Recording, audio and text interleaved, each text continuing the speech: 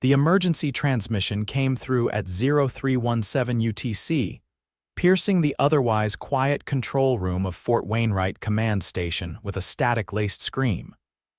The tech on night duty, Staff Sergeant Elson, jolted upright as the red-coded alert flared across every screen. "Incoming distress signal from Arkellan Colony," he shouted, already patching it through to the secure line. Colonel Darnell narrowed his eyes at the screen. "Patch me into Norcom, now." The image that blinked into view was grainy but unmistakable. Flames, twisted rebar, shattered glass domes.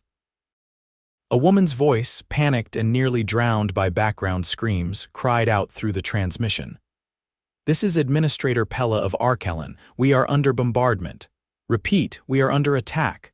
Hostiles unidentified. Civilians down." The feed cut to static. 41 minutes later, the president was briefed. Within 3 hours, Norcom issued a Level 5 mobilization. Earth had just lost contact with over 6,000 colonists, and no one knew who had fired the first shot. Zane Bishop was already awake when the knock came at his door. He wasn't surprised. You don't serve 17 years in recon with Earth Command and not develop a sense for when the air changes around you. He opened the door to find Commander Vickerson standing there, jaw tight. "You're being reinstated."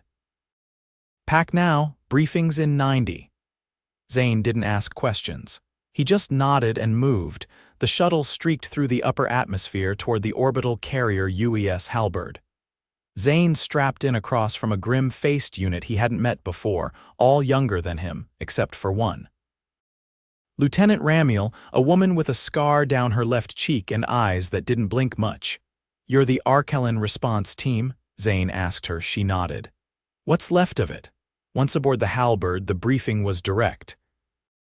12 hours ago, Arkellan Colony was hit by a coordinated orbital strike. No warning, no demands, no known alien signatures. "Any survivors?" Zane asked. "Maybe 200 scattered in the South Caverns," said Admiral Kern. "We're sending your team in for recon and evac." "And if we find who's responsible," the Admiral's eyes locked with Zane's, "tag them. Our response will be surgical." Arkellan was still burning when they arrived. The sky was thick with ash, the once-glass biodomes shattered like crystal under booted feet. Zane and Ramiel moved through the ruins alongside a 6-person squad, rifles drawn, breathing through rebreathers. They found the first survivor under a collapsed magline rail. A boy, maybe 8. "Name?" Zane knelt next to him. "Seacadden," the boy whispered, eyes wide with shock. His arm was twisted unnaturally. Zane looked at Ramiel. "We need a medevac now." She already had her comm open. It took them 3 hours to locate the main cluster of survivors. 172 people, most with burns, fractures, or worse, huddled in the emergency cavern system. The smell of blood and melted plastic filled the air. Zane kept his weapon ready. Something about this didn't sit right. No demands. No warning. Just death. The alien vessel appeared on long-range scans 2 days later, drifting at the edge of the system. It made no attempt to communicate. No signals, no hails, just silence. When Earth Command sent a probe, the ship destroyed it in one shot. That was all the confirmation needed. The enemy was the Varnok, a previously isolationist species located 3 sectors beyond Earth territory. Until now, no direct conflict had occurred. "Why attack a civilian colony?" Ramiel asked during the tactical meeting on the Halberd. Zane stared at the map. "Maybe they thought we'd be too stunned to respond. And if we hit back hard," Zane looked at her, "then we make sure they never try again." The counterstrike plan was code-named Operation Glass Veil. The objective was not annihilation. Earth Command wanted something cleaner, more surgical. Zane was assigned lead advisor to the kinetic targeting team. "You want to make them surrender," he said during the planning session. "Then you don't bomb cities. You take out power nodes, orbital lifters, food distribution hubs. You show them we know exactly where to hurt and we can do it without missing." The targeting officer, Captain Lai, nodded. "We'll give you the tools, you give us the targets." The first Earth projectile entered Varnok space 6 days later. No nukes, No radiation, just tungsten rods traveling at orbital velocity, each one hit within 3 meters of the intended coordinates, power grid in Sector 12. Gone. Orbital relay tower. Gone. Central food depot. Leveled. The Varnok responded with scattered fire, mostly at decoys. Zane watched from the Halberd's observation deck as the data came in. "They're scrambling," Ramiel said, standing beside him. "They didn't expect this kind of precision." "They thought we'd come in screaming," Zane replied. "Instead, we're whispering in their ear and cutting off their oxygen." On day 11, the Varnok sent a message, not a demand, a request for ceasefire. Zane stood before the transmission screen as the image came up. The Varnok emissary, tall, with skin like polished stone, spoke in clipped English. "We did not believe your kind capable of restraint. Your retaliation has crippled 3 of our core systems without loss of civilian life." "This is not war, this is demonstration." Zane leaned forward. "You bombed a civilian colony, you killed children." The Varnok looked down. "We believed Arkellan to be a military outpost. We were misled." Zane's eyes narrowed. "By who?" The Varnok hesitated. "We will share all data." "All names, we ask only that you stop." Zane said nothing for several seconds. Then he turned, ending the transmission. He walked directly to Admiral Kern's office. "They're folding," he said, "but this wasn't their idea. Someone pointed them at us." The data shared by the Varnok exposed a third party. A trading conglomerate from the Zathari expanse had falsified Arkellan's registry, labeling it an arms factory. The goal? Instigate a war, then sell weapons to both sides. Zane stared at the report, fists clenched. "They played us." Admiral Kern nodded. "But we didn't play their game." Earth Command launched a full diplomatic inquiry. The Zathari were sanctioned across 3 systems. Their fleets were disarmed in coordinated strikes. Meanwhile, Earth offered humanitarian aid to the Varnok. "Not as a gesture of superiority, but as a message, you hit us. We hit back, but we know when to stop."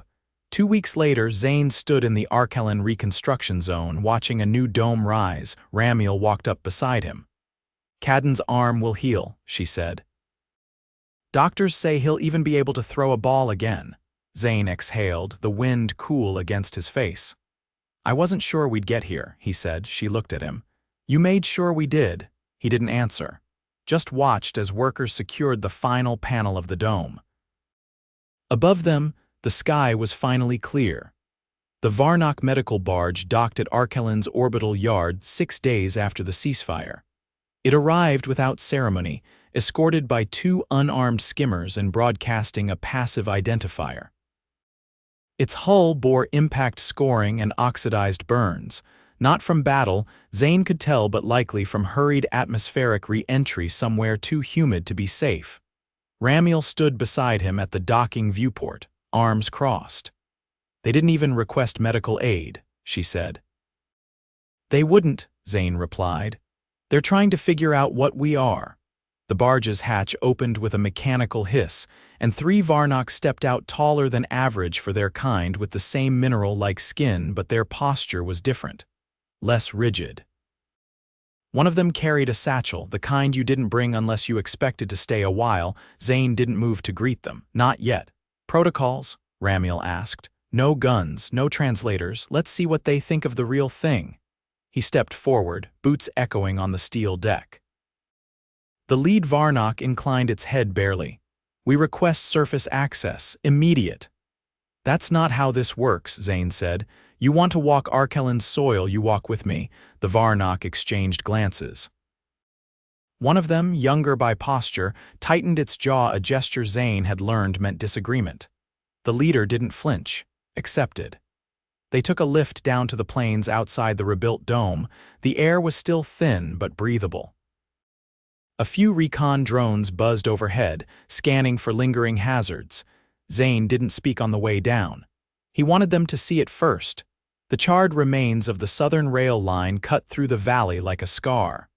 Crumpled support beams reached skyward like snapped bones. Emergency tents dotted the edge of the field, still occupied. Children played near one, watched closely by medics and techs. Zane walked toward the nearest tent and gestured for the Varnok to follow. Inside, the boy named Cadden sat upright on a cot, his right arm in a carbon brace.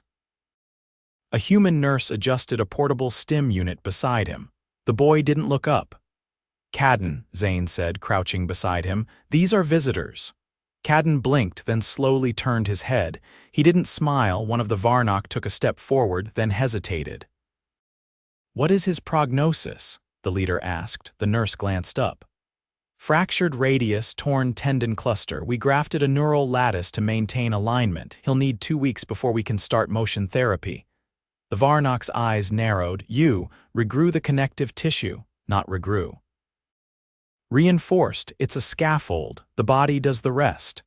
The younger Varnok leaned in, curious now. "Without nanosites," Zane stood, "we don't need tech to fix everything. Sometimes biology just needs a nudge."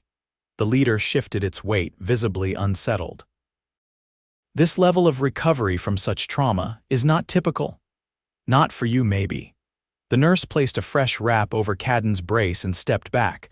The boy finally spoke. "Are they the ones who did it?" Zane didn't answer. The Varnok didn't either. Later, as the group walked past the remains of a collapsed generator station, the leader spoke again. "We did not comprehend the breadth of your regenerative practices. Our models assumed higher mortality." "You expected more corpses," Zane said flatly. "We anticipated fewer survivors." They stopped at the edge of the crater where Dome 6 used to be, burned earth, melted composite. No one had cleaned this section. It was left as a reminder. Zane pointed to the blackened stone at the center.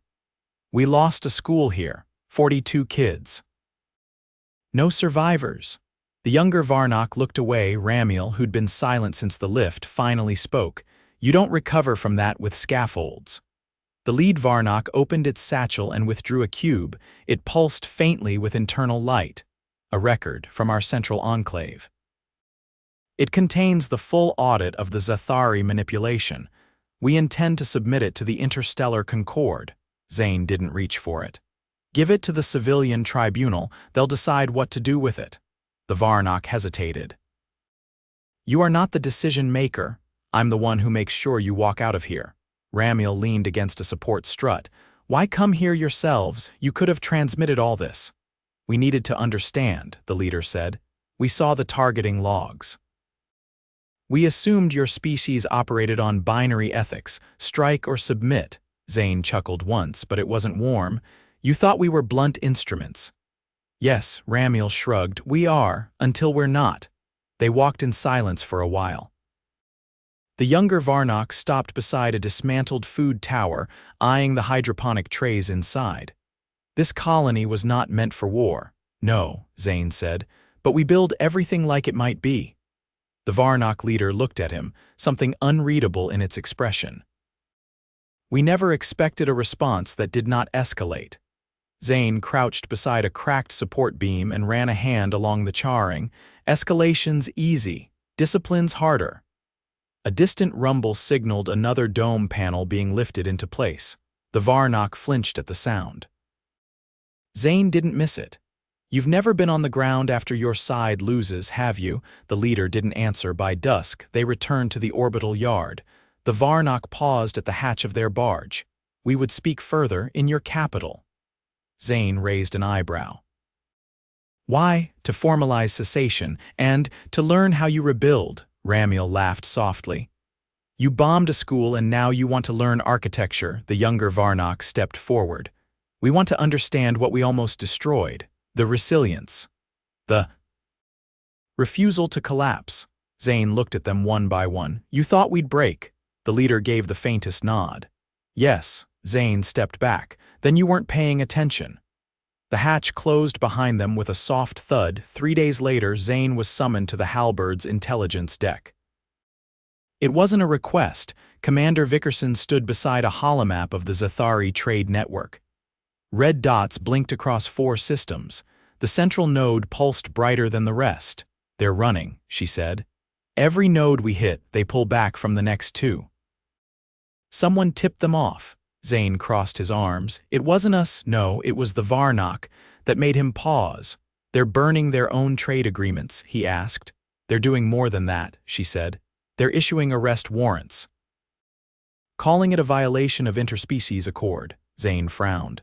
They're trying to save face. They're trying to be us. That night, Zane sat alone in the observation deck, watching the stars drift past. Ramiel joined him eventually, handing over a thermal flask. Hot chocolate, she said. Made from powder older than this ship. He took a sip. Why does it taste like regret? She leaned back. Because we're still here. He didn't reply. After a long silence, she said, Do you think they meant it, the Varnok, wanting to understand? Zane stared out at the void. They don't have a choice anymore. And us, he set the flask down, we always have a choice. She didn't press further. Outside, a repair skiff drifted past the dome's edge, welding a new support beam into place. Another scar sealed shut. Another piece of Earth's stubbornness made real. There was nothing left to say. The Varnok delegation arrived at the Geneva Assembly Hall 5 days later, escorted by a single diplomatic vessel stripped of all defense systems. It docked without incident, despite the full orbital array tracking its every movement. Zane stood just outside the chamber's entrance, arms at his sides. He hadn't worn his uniform, no insignia, no ribbons, just plain fatigues and a badge that read Observer. Ramiel stood beside him, adjusting the cuff of her sleeve. They're late, she said, glancing at the corridor clock. No. We're early, they're just unfamiliar with punctuality. The doors slid open. The Varnok stepped in 4 of them this time, 2 familiar from Arkellan, 2 new. They wore layered garments with hexagonal patterns and moved in a slow, deliberate rhythm, as if each step was a statement. The eldest among them, skin darker and more cracked than the others, carried a slate tablet in one hand and a folded length of dark cloth in the other. Zane raised an eyebrow. You bringing gifts now? We bring a record, the elder said. And an apology? Ramiel leaned slightly toward Zane. Didn't see that coming. The Varnok placed the cloth on the central table and unfolded it with care. Inside was a small, jagged shard of composite, scorched, splintered, and unmistakably human-made. This was recovered from the ruins of Dome 6, the elder continued. We retrieved it ourselves during our inspection. It bears fragments of your linguistic matrix. Zane stepped forward, scanning the object. The shard had part of a school schedule etched on the side, melted into the material. He didn't touch it. You took this from the wreckage. We believed a gesture would be insufficient. Truth must be visible. You're not here for closure, Ramiel said. You're here because you don't know what to do next. The younger Varnok, one who hadn't spoken before, looked up. We cannot return to what was. Our people demand an explanation for the restraint you showed. They do not understand how enemies can show mercy. Zane gave a short breath, not quite a laugh. That's because you don't understand what losing means until you've rebuilt from nothing. We believed efficiency was superiority, said the elder. That's not superiority, Zane said. That's cowardice wrapped in numbers. The chamber fell silent. No one moved. Outside the glass wall, the Alps stood tall and white under the late afternoon sun. Then the elder placed the tablet on the table and activated it. A 3-dimensional projection sprang to life, showing a detailed breakdown of the Zathari's covert manipulation operations communications, forged registry data, even bribes to Varnok military advisors. We are submitting this to the Concord Tribunal, the elder said. With our endorsement of full prosecution. You're not doing this for us, Ramiel said. No, we are doing this because we now fear what we could have become. Zane didn't respond immediately. He turned and walked to the far window, looking out at the mountains. Do you know what happened to the survivors from Arkellan? He asked, not turning around. The younger Varnok answered. We have read the broadcasts. Many have relocated. Some joined planetary recovery teams. One is being trained in orbital navigation. One, Zane said, is learning to walk again. He faced them, eyes hard. You make your apologies, you hand us data, but none of that rebuilds a child's legs. The Varnok didn't argue. After a moment, The elder laid one final item on the table, an orb made of translucent alloy. A faint pulse moved through it, slow and regular. This is our planetary memory node. It contains the full record of the strike and our internal deliberations before and after. We have removed all obfuscation. We want your people to see what we saw and what we failed to see. Zane narrowed his eyes. You're broadcasting your failure to the galaxy. We are showing what happens when arrogance goes unchallenged. Ramiel looked between them. So this is it. No more posturing, no hidden clauses. We are finished, the elder said. We do not seek alliance, only understanding. Zane stepped forward and picked up the orb. It was warm, surprisingly light. He studied it for a moment, then placed it back on the cloth and folded it around the shard. Then you'll accept what comes next. The eldest Varnok inclined his head. We already have. The vote in the assembly passed unanimously. The Varnok's admission of culpability was added to the Concord archives. The Zathari lost all trade privileges and were forced to dismantle their interstellar logistics networks under Concord supervision. No reparations were demanded from the Varnok. Earth declined them outright. A week later, Zane returned to Arkellan. He walked alone through the reconstructed Dome 3, now a temporary housing center. Children ran between the rooms, their laughter echoing faintly off the walls. Outside, scaffolding marked the edges of a new transit terminal. In the medical wing, he found Cadden sitting upright, playing a quiet hand game with a nurse. His brace had been replaced with a soft exo sleeve, guiding his arm through slow, repetitive motions. Hey, Zane said. Cadden looked up. You came back, wouldn't miss it. Cadden held up his arm. It tingles sometimes. Zane pulled up a chair. That's your nerves waking up, it'll pass. Will I be able to draw again? Not just draw. You'll probably outpaint half the dome if you keep up therapy. The boy smiled faintly. I like drawing ships. Then maybe you'll design the next one. Cadden's gaze drifted. I heard they said sorry. They did. Did you believe them? Zane considered. They were scared, and they didn't know how to stop being scared. So they tried to make us scared instead. Did it work? No. Later, as the sun dipped below the horizon, Zane stood at the edge of the crater where Dome 6 had been. It was now a memorial garden, no statues, no plaques, just a ring of trees around the perimeter, each one planted by a survivor. Ramiel joined him, holding 2 mugs. No powdered chocolate this time, she said. Real beans, ground fresh, he sipped. It was terrible. You're not allowed to make this anymore, she grinned. Then next time you bring the drinks. They stood in silence as the wind moved through the garden. The leaves rustled, faint and irregular like breathing. We didn't just win, Ramiel said. We taught them something. Maybe, Zane said, but more importantly we reminded ourselves. She sipped her drink. Reminded of what? He looked at the horizon. That we're not just survivors. We're rebuilders. The wind picked up again, bending the saplings gently. A child's laughter echoed faintly from the domes behind them. The stars blinked awake overhead, distant and unbothered, and in the quiet, nothing more needed to be said.